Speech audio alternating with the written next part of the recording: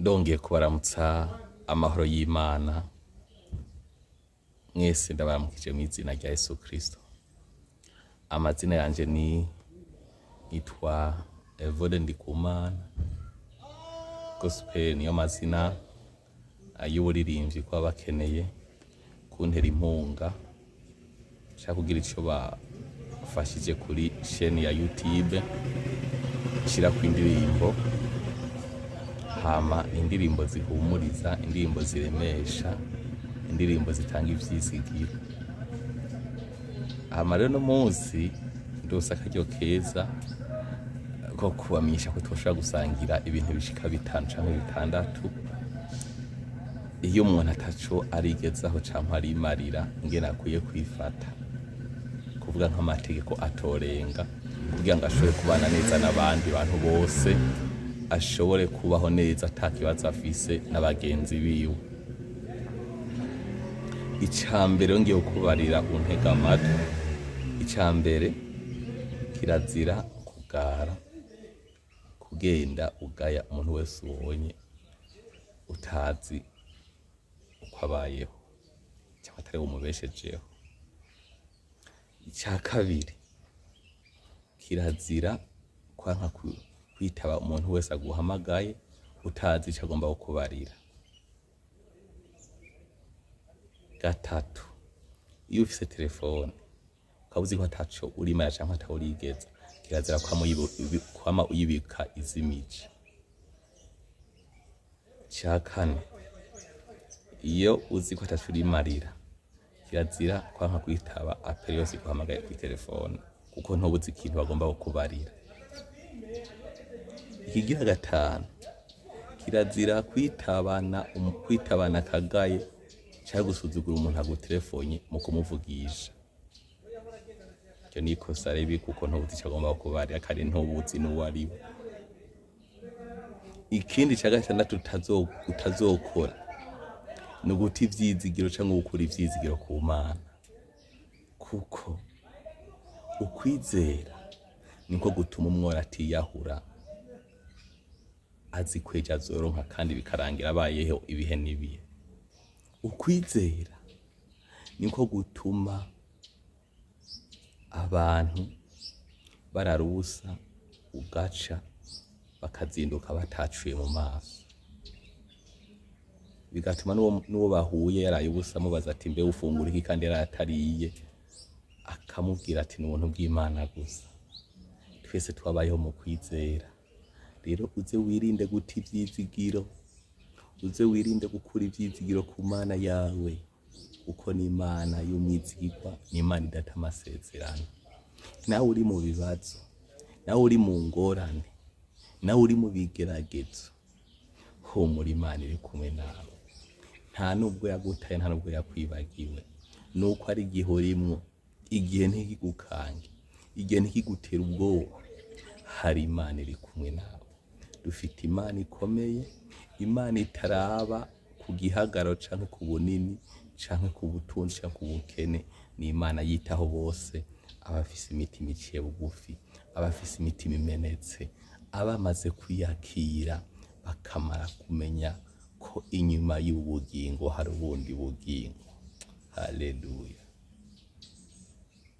Ni Imana itwitaho rero twese, ntukisuzugure ngo kugenda atabirato wambaye. Imana irakuzi. Twirinde gukengerana, kuko ukengera uno munsi ntuzi ejo hiwe, ntuzi kazoza kiwe.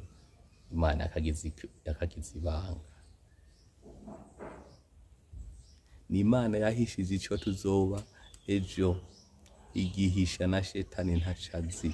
Nico gituma turondera tugwanya buri munsi kugira ngo udashika mu masezerano yawe.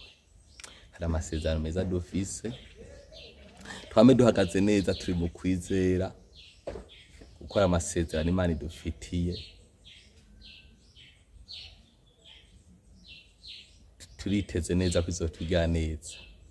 Nutitega neza, nutitega ko Imana izokugira neza, bazosanga wataye ivyizigiro, washuye kwiyahura, wihebeye kuca wirambi gucona umenga nta kintu kimaze. Ariko noneho hari umuti umuntu kurangira nuko wo kwegera Imana Kristo Yesu akaba muri wewe mpemu yera akaba muri wewe ukagenda n'ubuntu ukagendera kwisha bugufi ukagenda ukagira mu kwizera ukagira mu bugwaneza nico mbona cyo kubera ivyizigiro umuntu abaye umwizigirwa Imana imugirira ubuntu bukamuha abantu bakamuha ibintu. Nagenda kubwire ko ntabwo Imana izoza mu maso yawe ngo uyibone n'amaso yawe fizikema, ariko izoca mu b'Imana yatoranije, mu bantu Imana yatoranije. Abantu Imana yatoranije nibo bazoza ubuti cyo kurya bakiguhe, ubuti cyo kunywa bakiguhe, ubuti cyo kwambara bakiguhe, ariko uzobona ko hari Imana yumva kandi yishura. Birabonye nabonye nabo bantu, menya ingene ukwiye kubaha, menya ingene mukwiye kuganira nabo, menya ko aho uri hose uri w'agaciro, ureke kwisuzugura. Nta muntu n'umwe atakenerwa, nta muntu n'umwe atari w'agaciro uretse umwanya n'ahantu. Umwanya n'ahantu nibyo bituma umuntu atagaciro ariko yakitesheje. Namandabi y'umuntu yambaye costume yaberewe akaronka umuntu amuha akazigo atwara, arinda kurondera utambaye ibirato canke yambaye impuzu zishafe kugira ashobore kumutwaza, ashobore kuvyikora kuko ariko aha icubahiro costume yambaye. N'uwo muntu aba ari nyakubahwa mu uwo mwanya kuko abakenewe adakenewe uwo muntu atwara uwo muzigo. Ikindi uzukora neza kenshi, nubwo muririmbyi umwe yaririmbye ngo nifuza gukora ivyiza ariko ibi bikantanga imbere. Ntawe amakora ivyiza buri munsi, ariko rimwe na rimwe ujya ukora ivyiza birayoshe iyo ugiye ahantu ukavuga ati Imana iguhezagire warangire neza. Ako kantu karavyibusha. Imana ikugire neza. Ujya munsi warankoreye umuti, ndabibutse mwege mugifise uburyo bwo gufasha abantu, mwege mugifise imbaraga zo gukorera Imana, mwege mugifise ubushobozi bw'uko mwokora iciza, gikore bigishoboka kiri umwanya. Hari igihe ubona uvyibusha ufise inkomezi, uzovyuka kumbure uri pararizo utagishobora gukora, utagishobora kuvuga, wari ufise ijwi rirongorotse utagishobora kuririmbisha. Ikoresha ubunyene ugifise umwanya, ubunyene. Today, now, aujourd'hui, ubunyene, kugira ngo biheshe icubahiro Imana yacu. Ivyawe ufise, abawe, ukuri, icuri, biheshe icubahiro Imana. Utaravye ngo ufise amapete, ngo nkora muri leta ndi umuntu akomeye, umenye ko uko nyene uri kwari gukwiye ko aho uri uba ambasaderi w'ijuru, uba ikibazo c'umuti. Haleluya. Kugira ngo abantu bose bamenye ko Imana iriho, bakubonemo inyishu. Twoye kubigerageza ku bantu rero, aho tugeze tuba aba ambasaderi b'ijuru. Yesu yavuze ati genda mukwiragire mu mahanga yose muvuga ubutumwa bwiza, mubabwire inkuru nziza. Haleluya. Ivyo bizotuma isi hinduka. Abantu benshi barakunda gusabirana nabi abantu nko ku bapolisi, bakabasengera amasengesho yo guhura n'imisozi n'ibigeragezo n'amasanganya. Ariko nagenda babwire ngo iyo bamwe basenga ati Imana bahe guhinduka, abameze nabi bahinduke, uworosha imitima ikomantaye ice bugufi imenagurike. Imana ntakiyinanira kandi irumva amasengesho, ariko amasengesho mu basengera siyo. Ijambo ry'Imana ritubwira ati sengera umwasi wawe abone kuramba, ntazofata abonye imigisha Imana asize imbere yawe. Ni iki gihe nyene ukwiye kwiyumvira ati mbe nsengera abantu gute, mbega mbayeho gute? Kandi abibira kandi kantu kamwe, iyo umuntu ari umuntu akunda kwishyira hejuru, kwiyemeza, kwigira ivyari ibyo atari, kwifata nabi, kuvuga nabi, umuntu azosazwa turatuzwa, azosaza atagira haba, kuko aguma abona ko bamuhinyuye, yamana agahinda n'umubabaro muri we, yama yiganye ahari hose. Ariko Imana ishimwe, Kristo Yesu nico gituma hari yomora ibikomere byo mu mitima, atanga amahoro ku bayabuze, atanga ivyizigiro ku bihebuye, atanga ivyizigiro ku bihevye, agira neza ku bitahuye. Ngwino kwa Yesu urabyishoboka, utaravye icuri, utaravye ivyo ukora, utaravye ngo nukukengeretse canke ubahitse. Imana izoba kumwe nabo mu bikorwa byose aho uja hose, kandi izokugirira neza. Ndabibutsa kandi abariko barakora neza ubu ngaha kw'isi, bariko barabironkera umusaruro batararonka umusaruro wo mw'ijuru, kandi abariko barakora nabi ngaha kw'isi bariko bararonka umusaruro w'ibibi vyabo batarashika muri Gehinomu. Twite gukora neza bigishoboka, ubu nyene bigikunda, tugifise imbaraga, bigikunda ko tuvuga, bigikunda ko dutambuka, bigikunda ko turekura amajambo tukahatura ivyiza. Haleluya. Nivyo kugira ngo umuntu ashobore kubaho atabibazo afise, ari kumwe na Evode ndi ku Mana. Imana ibahezagire. Hama noshimira cyane abamaze iminsi bantera inkunga kuri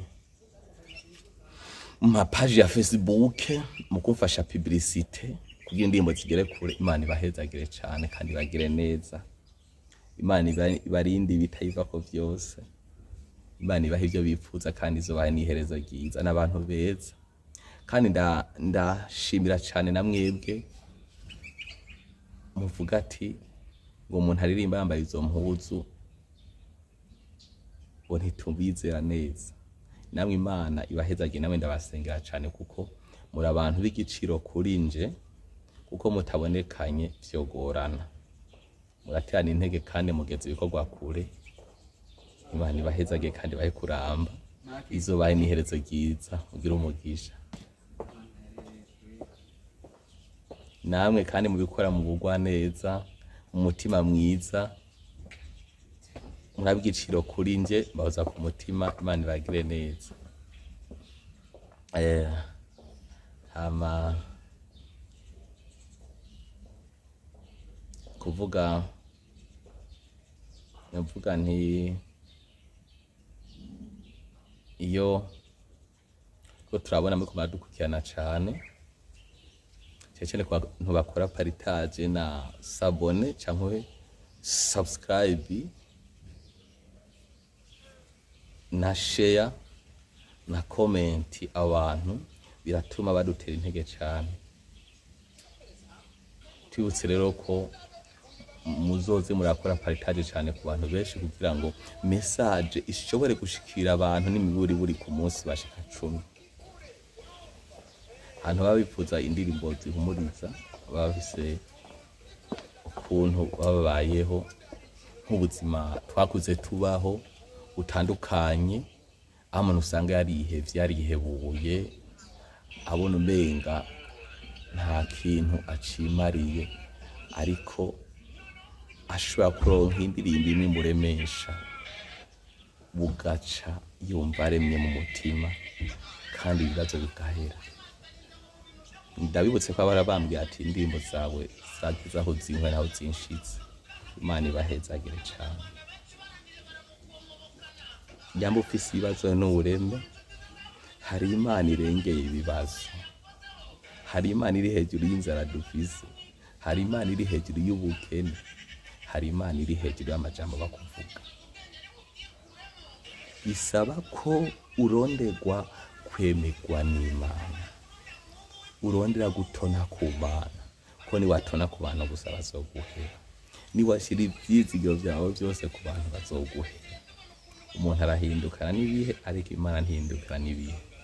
Umuntu ararambirwa nuko umuseka. Umuntu ararambirwa nuko umusaba. Umuntu ararambirwa no kwama kumva umusaba cyangwa umubwira ibintu. Ariko Imana ntirambirwa n'abama bayisenga, n'abama bayisaba buri gitondo buri mugoroba ngo tuyisabe Imana yacu, tuyisenge tuyinginga. Zabikora niyo kwizigirwa kandi ntiyumva amabwire y'abantu, ntiraba isura ngo urirabura canke usa n'inzobe, ntiraba ngo uronda canke uravyibushe. N'Imana iraba mu mutima umuntu, kandi n'Imana izigama abantu bose itacagwe ngo umunyavyaha canke, kuko abanyavyaha nabo n'Imana irabakunda. Ntiyumve ngo ntuborerwa ntusambana canke urasambana ngo uraborerwa canke uriba. Imana ntigukunda. Imana yagukunda cyane kuko irarindiriye kuhinduka. Nico gituma bataranakwicira hari uja kwiba canke uja gukora bijya bintu kugira ngo irabe ko wokwiyumvira uhinduke igishoboka hakiri umwanya. Kaze rero kuri Yesu arakurindiriye mw'ivyo urimwo aho uri nyene, arakurindiriye kugira ngo aguhe ubugingo, aguhe ubundi bwiza burutirije ngaho, aguhe amahoro mu mutima, akugire neza, aguhe amahoro, aguhe umunezero atari uw'akaboregwe, aguhe umunezero udahatangwa n'abantu, kuko iwe n'umugwaneza. Hari igihe bishika ukiheba ukiganyira, ukabona kumenga imbere yawe hari imisozi miremire ikuza kubona iy'ubuce, ariko ngenda bwira ati kombereza aho nyene, uhamagara Imana, uyinginge, usenge, wizere, wihane ivyaha, wiyeze, witungane, wisonze. Imana iri kumwe nawe aho nyene uri. Wicika intege, shika mushize amanga, Imana iri kumwe nawe. Yeremiya Imana yamubwira ati Yeremiya we ntugire ubwoba, shika mushize amanga ndi kumwe nawe. Nuko yarabona ko muri we afise ubwoba bwinshi kandi yihevye. Ntukihebe, naho uzoca mu bibazo Imana izoba iri kumwe nawe, naho uzoca mu ngorane Imana izoba iri kumwe nawe, naho bizoshika ukabuja kurara ubusa Imana izoba iri kumwe nawe. Irarindira abo kwihangana kwawe, irabo kwizera kwawe aho kugera. Ivyo ntuvyibagire. Abamenye Imana n'abanyamahirwe kuko barafise ukwizera kubarimwo basumbije abataramenya Imana. Hari ubuntu bubariko butari ku bataramenya Imana. Hari ubwiza bubariko butari ku bantu bataramenya Imana. Nawe rero wiyegereza Imana yawe. Nico gituma miki gihe abantu benshi bataye Imana baca batakaza ubwiza bari bafise ku mibiri yabo. Iyo umutima ari habi no ku mubiri haba nabi. Abantu benshi barataye Imana baraja kurondera andi masura atandukanye, kumbure kubwo babona umenga ntibakibaye beza, barongera ku bindi ku ngohe. Amazuru baratobora, amatwi baratobora, iminwa baratobora, hose bagira intoboro. Kwabaye kwisuzugura, basuzugura n'Imana yabaremye kuko bataye agaciro kava ku Mana, bahavuye mu buntu bw'Imana. Ndabibutse ko ata muntu muba ariho kuko twese twarimwe mu ishusho y'Imana. None Imana nimbi ko wihinduye ukigira ikindi kintu atawuzi cari co, womengura umuntu umengo uri dayimoni. Ivyo biva kuki? Ni kubera kwikengera kwavuye guta ubuntu bw'Imana kuri wewe n'ubwiza bw'Imana bwakuvuyeho. Garuka rero hakiri kare usubire mu bwo bwiza bw'Imana, usubire mu bwo buntu bw'Imana. Imana ikugirira imbabazi, Imana yongere kukugira neza, iguha umunezero muri wowe ugukwiriye utazohera, iguha amahoro muri wewe atazohera, iguha ubwiza buzotuma abantu bakubona ati urya ni mwiza, ata bintu wisize ngo wirabagure ko nkuko umeze ubu. Warisuzuguye ku nyambaro zo wambara, ubona wambaye zigera hariya mu ntege cyangwa hejuru y'intege, ubona ko ari uberewe, abantu bavuga ngo uri mwiza, ngo wambaye neza, ngo uratagaza. Ariko wari ukwiye kumenya ko babikubara ko uri gitsitaza, kandi nabo babikubariye asa abantu bazima. Menya ko umukristo akwiye kugira ingeso nziza no kwambara neza akikwiza. Menya ko umukristo atakwiye kubanisha bagenda agerageza abantu.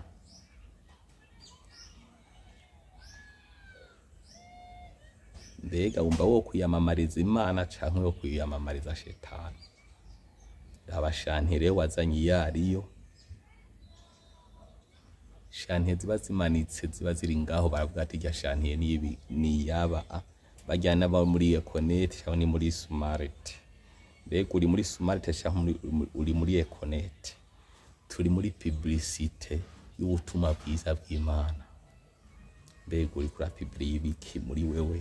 Komporotema zawe, inyambaro yawe, uko umeze, umubiri, amajambo, utaravyicuri naho uri ubu, uri ku publicité, ubona bimeze gute?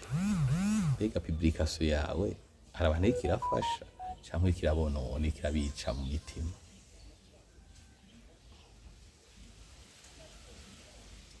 Garuka bigishoboka, Imana iri kumwe nawe kandi ntabwo yaguhevye nubwo uri mw'ivyo. Iracarindira abe ko wikubita agashi ukagaruka kugira ngo ikugire neza kandi iguha amashance, ayandi mashance. Umwigeme mwiza ari mw'Imana, agendana Imana, agendana ijambo ry'Imana, ntabwo yigera asaza, yama yiyubara mu nkomezi, ko niko ijambo ry'Imana ritubwira. Yama ari mwiza keretse avuye mu bwo buntu gusa, nihaca kubona ko yashaje, nubwo aba yarashaje, nubwo afise imitwe ibiri ku mutwe, nubwo afise imishatsi ibiri, uwera n'uwirabura ku mutwe, baramubwira ko akiri muto, ko ari ubuntu bw'Imana bumuriko mukayanganirako. Ariko abuvuyemo azoca umunyoko. Twigumire mu bwo buntu bene data. Wewe uri umupolisi, uri umusoda, umusivile, umukozi wa leta, twigumire mu bwo buntu bw'Imana kugira ngo Imana ishishikare kutugira neza, iturinde ingorane nyinshi, kuko ijambo ry'Imana tugira ngo ingero y'icaha n'urupfu, ariko ingabire y'Imana n'ubugingo bubonerwa muri Yesu Kristo. Iyo umuntu akora ivyaha kenshi yigabaniriza iminsi yo kubaho. Ngenda gasubiremo, iyo umuntu akora ivyaha kenshi, iyo umuntu agira mu kwiyemeza agabanya imyaka yiwe, ushobora kubura umunsi umwe ukaja kwiba ahantu bagaca bakwicirayo. Ico si ikibazo c'igihe cari cageze kupfa, ubwo ni ingero y'icaha, imisi yawe ikaba igabanutse. Ariko iyo umuntu utunganira Imana, wigumira mu bwiza bw'Imana, ntabwo wari gupfa uwo munsi wo kwicirwa aho wagiye kwiba canke bakwishe wagiye gusambana ahantu. Cyari igihe cawe co kubandanya kubaho, ariko none imisi wayigabanirije. Hari ubuntu muri Kristo Yesu rero naje kubabwira.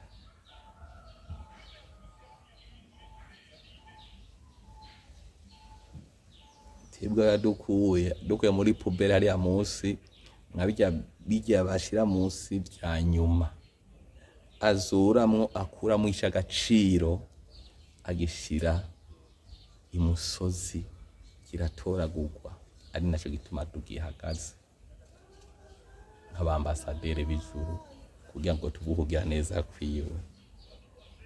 Ivyo ntimuvyibagize, ntimukibagira aho Imana yabakuye mw'abantu mwe, ukuri kose icuri, ntukibagira aho Imana yagukuye, ntukibagire ubuzima wabayemwo Imana yagukuyemwo. Hamuce wizera ko n'ibindi bizabikora. Ikindi, wa muntu we uba umukristo utari umukristo, wirinde kwiraba mu cirori ico utari.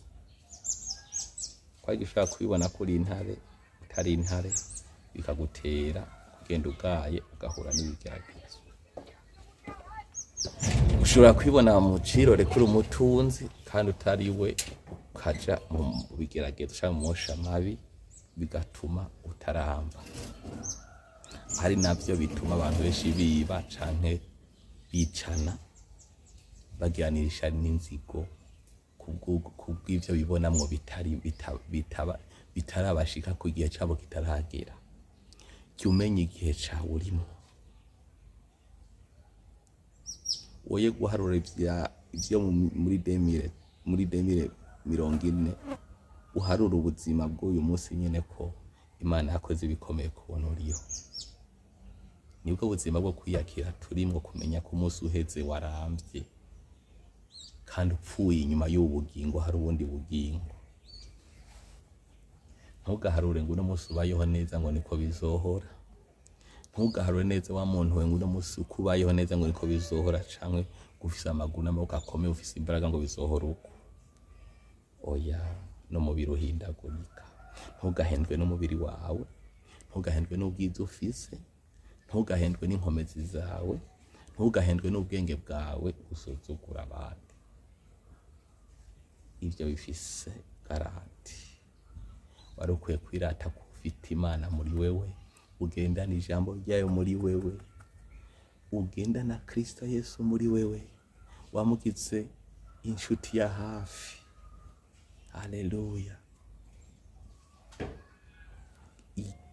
Iryo banga niryo rikaze, kandi ico gikorwa co gukora niyo nshuti ya hafi yawe itazigera iguhemukira.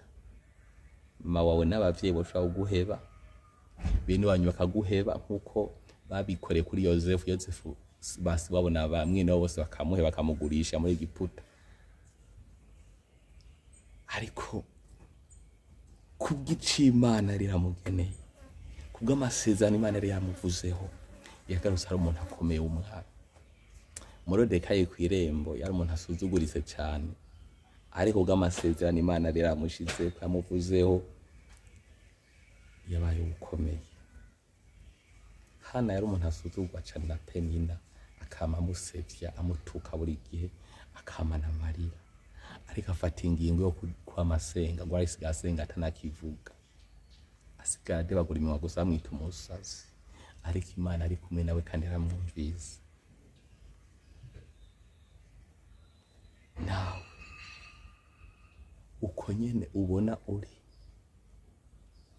ni kugendana ijambo ry'Imana muri wewe, ukagendana Imana yawe muri wewe, umutima wawe uciye bugufi n'ubugwaneza no kugira neza kwinshi, ivyamwa vya mpwemu yera.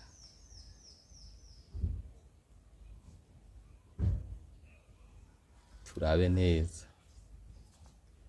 mu iyi minsi abantu benshi bariko barahemuka kubw'uyu mubiri gusa dufise.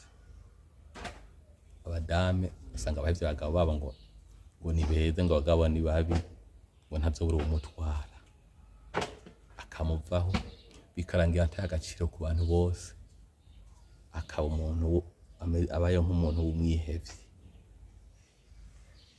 Twirinde gushukwa n'umubiri dufise n'ubwiza dufise, canke n'ivyo dufise. Ari ivyo ufise, ubona ufise uburyo bwo gusangira n'abandi, sangira n'abandi ubasangize.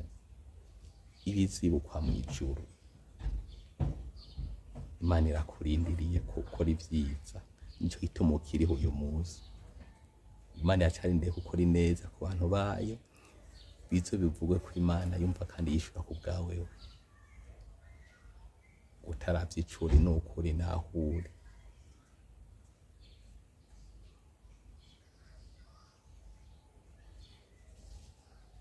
Ico nico Imana idushaka ko wewe uri kuranyumva.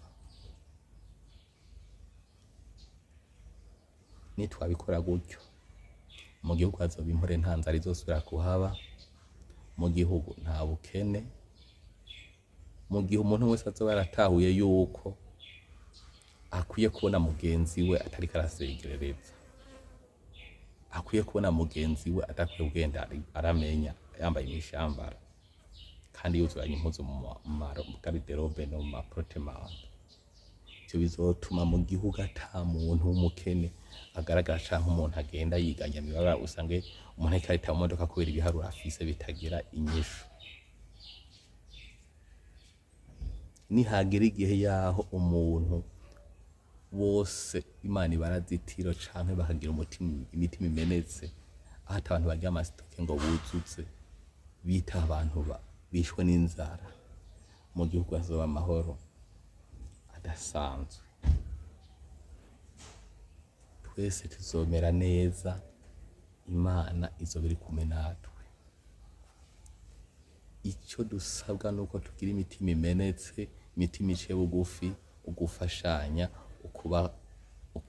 kubabarana, kugira ngo Imana itugire neza, kwishira mu kibanza ca mugenzi wawe ukabona ico akwiriye gukorerwa. Ivyo bizotuma Imana itugira neza twese.